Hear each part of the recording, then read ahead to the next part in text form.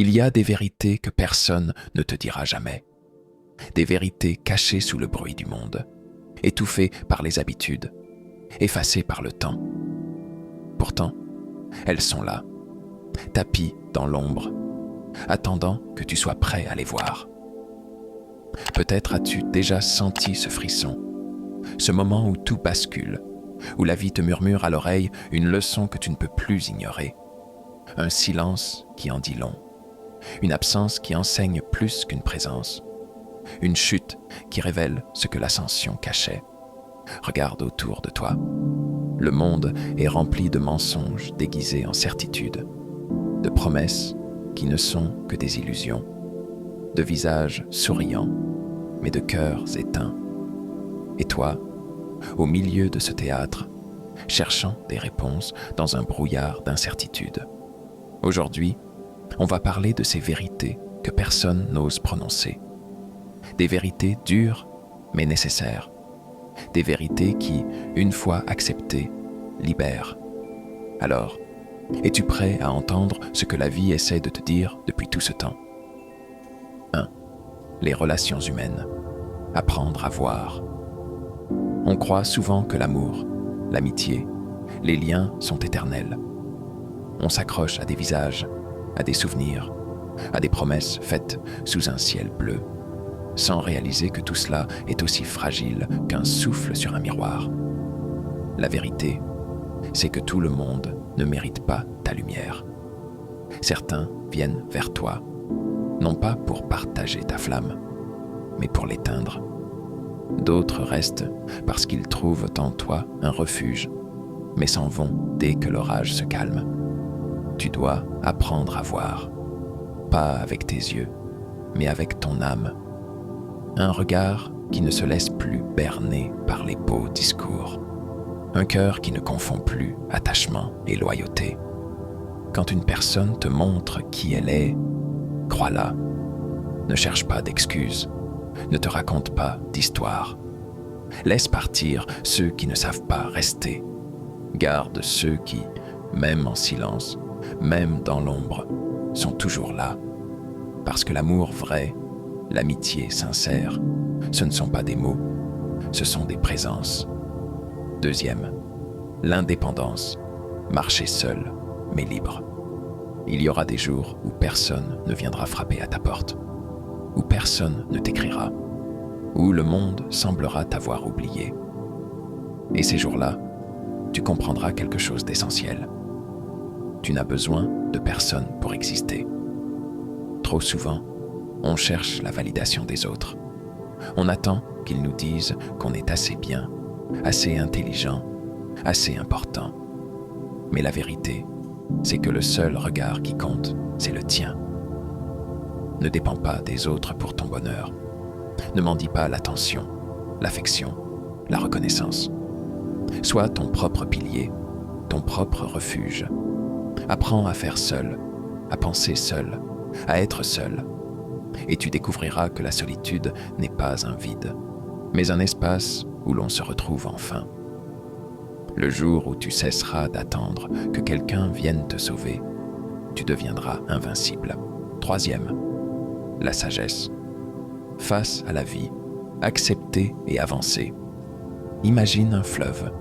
Il coule, inexorable, sculptant la terre sans jamais lutter contre elle.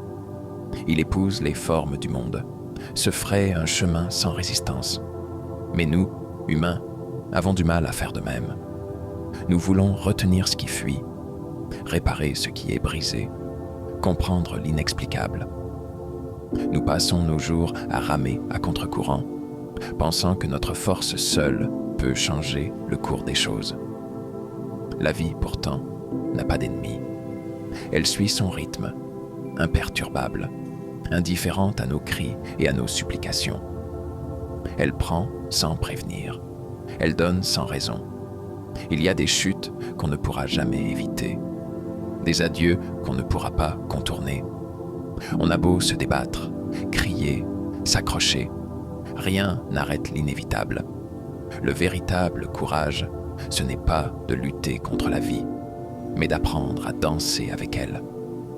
Regarde autour de toi. Les plus sages ne sont pas ceux qui ont tout maîtrisé, mais ceux qui ont appris à lâcher prise. Ceux qui ont compris que la paix ne se trouve pas dans le contrôle, mais dans l'acceptation. Accepter ne veut pas dire subir. Ce n'est pas un abandon, ni une résignation.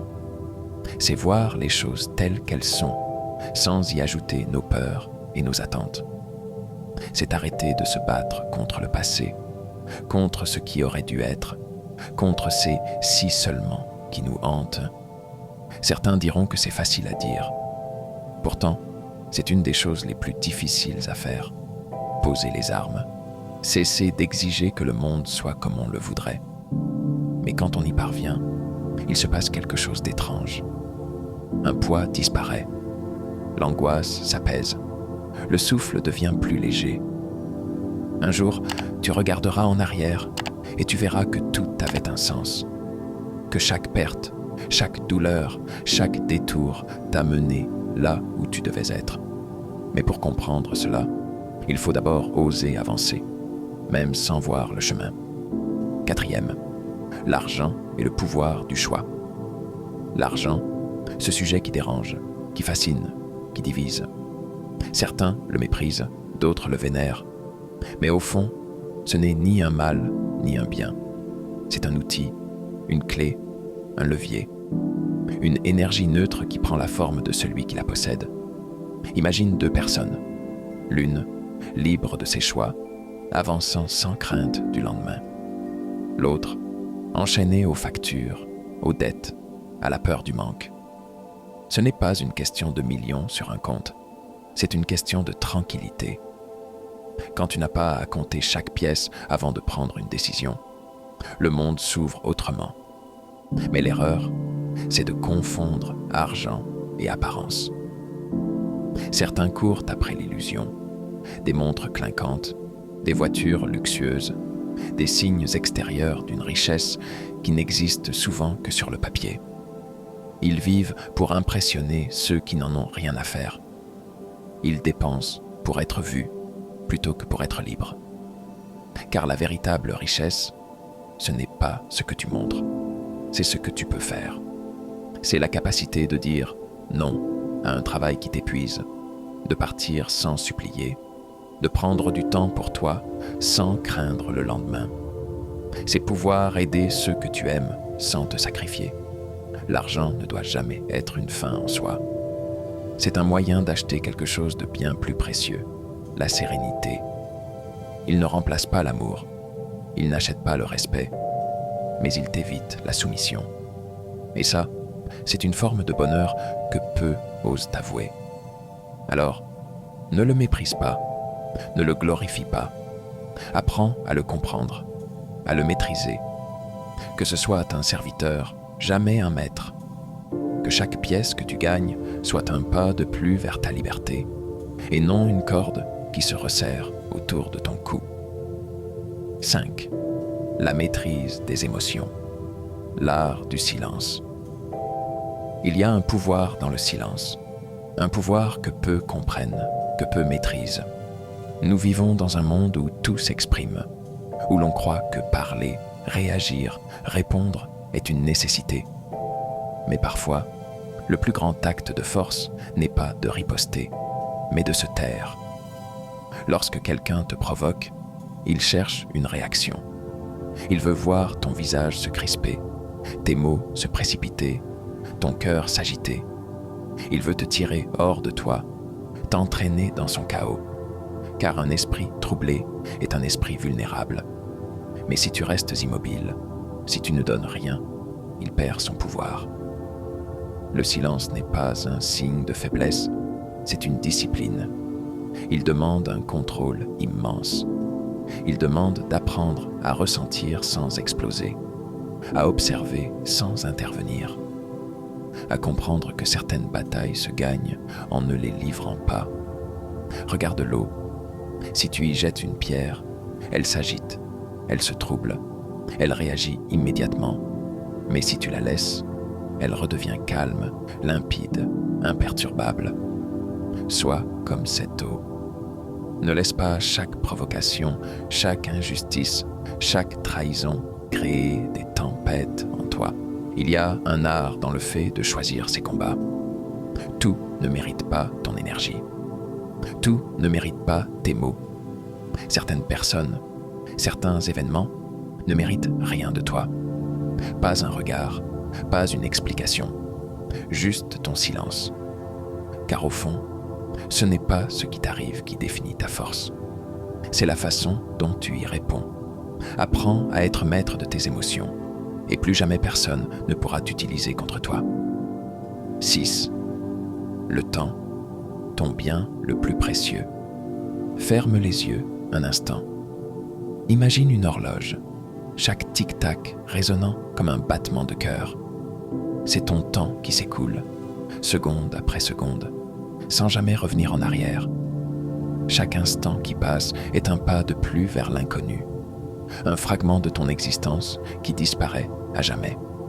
Et pourtant, combien de ces instants sont vécus pleinement? Nous courons toujours plus vite, pressés par des échéances, des attentes, des obligations. On reporte nos rêves à plus tard. On remet nos envies à demain, comme si le temps nous attendait. Mais la vérité, c'est qu'il ne le fera pas. Le monde entier cherche à capturer ton temps. Les notifications qui s'enchaînent, les distractions qui pullulent, les demandes incessantes des autres. On t'apprend à remplir tes journées, à être occupé en permanence, comme si exister signifiait être en mouvement constant. Mais être occupé n'est pas être vivant. Prends du recul. Observe tes journées. Où va ton temps? À des tâches qui te rapprochent de tes aspirations ou à des habitudes qui t'éloignent de toi-même? À des relations qui t'élèvent ou à des personnes qui te drainent? À des actions qui comptent ou à des futilités qui t'enchaînent? Chaque minute que tu offres à quelque chose est une minute que tu ne récupéreras jamais. Alors, sois exigeant. Protège ton temps comme la ressource précieuse qu'il est. Ne le laisse pas être dicté par les attentes des autres, par la peur de manquer, par l'illusion que tout est infini. Regarde autour de toi. Tout ce que tu vois, chaque objet, chaque opportunité, chaque possession peut être retrouvé. Tout, sauf le temps. Il est le seul bien qui se dissipe sans retour. Et si tu ne choisis pas comment l'utiliser, quelqu'un d'autre le fera à ta place. Alors ralentis, respire. Accorde-toi le luxe d'exister pleinement, car au bout du compte, la vraie richesse ne se compte pas en chiffres, mais en moments. 7. La force intérieure, se relever, encore et encore. La vie n'est pas un long fleuve tranquille. Parfois, les vagues sont si fortes que tu te sens englouti, submergé, comme si tu ne pouvais plus continuer. Mais dans ces moments-là, il y a une vérité simple mais puissante. Ta véritable force réside dans ta capacité à te relever, peu importe combien de fois tu tombes. Les épreuves, même les plus difficiles, sont là pour te montrer une partie de toi que tu n'aurais peut-être jamais découverte autrement. Elles t'enseignent la résilience, la capacité à faire face à l'adversité et à en sortir plus fort. Si tu vois chaque chute comme une opportunité de grandir, tu commenceras à comprendre que la véritable puissance ne réside pas dans l'absence de difficultés, mais dans la manière dont tu choisis de les affronter. Souvent, on a tendance à se laisser envahir par la peur, le doute, l'incertitude, mais ce sont justement ces moments-là où ta force intérieure doit prendre le dessus. La force intérieure, ce n'est pas un muscle qu'on développe en faisant des exercices physiques, mais plutôt un état d'esprit. C'est cette petite voix qui te pousse à avancer, même lorsque tout semble aller à l'encontre de ton désir de progresser. Tu n'as pas besoin d'être parfait. Tu n'as pas besoin d'avoir toutes les réponses. Ce que tu as besoin de faire, c'est de continuer, de faire un pas après l'autre, de ne jamais abandonner. La force intérieure, C'est un muscle que l'on entraîne chaque fois que l'on choisit de se relever, même quand la vie semble vouloir nous abattre. Rappelle-toi que les plus grandes réussites sont souvent nées de moments de grande souffrance. Ce que tu traverses aujourd'hui pourrait être le fondement de quelque chose d'extraordinaire demain. Ce que tu perçois comme une faiblesse, une épreuve insurmontable, peut se transformer en la force qui te propulsera vers l'avant. Le chemin peut être difficile, mais il est toujours possible de se relever. Toujours. Parce qu'en toi, il y a une puissance inébranlable qui te permet de dépasser ce que tu croyais être tes limites. Tant que tu es vivant, tu as encore la possibilité de recommencer, de réécrire ton histoire. 8. La vie. Un pas après l'autre. On cherche souvent des réponses, des garanties, des certitudes. Mais la vérité, c'est que la vie n'en donne pas. Elle avance inexorablement, avec ses mystères et ses imprévus. Elle ne promet rien, mais elle offre tout à ceux qui osent la vivre pleinement. Ne perds pas ton temps à attendre le moment parfait, l'opportunité idéale, la validation de qui que ce soit. Prends ton courage. Fais ce que tu peux, avec ce que tu as, là où tu es.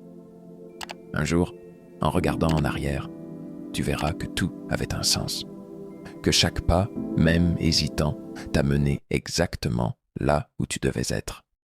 Alors marche, tombe, relève-toi, et surtout, visse.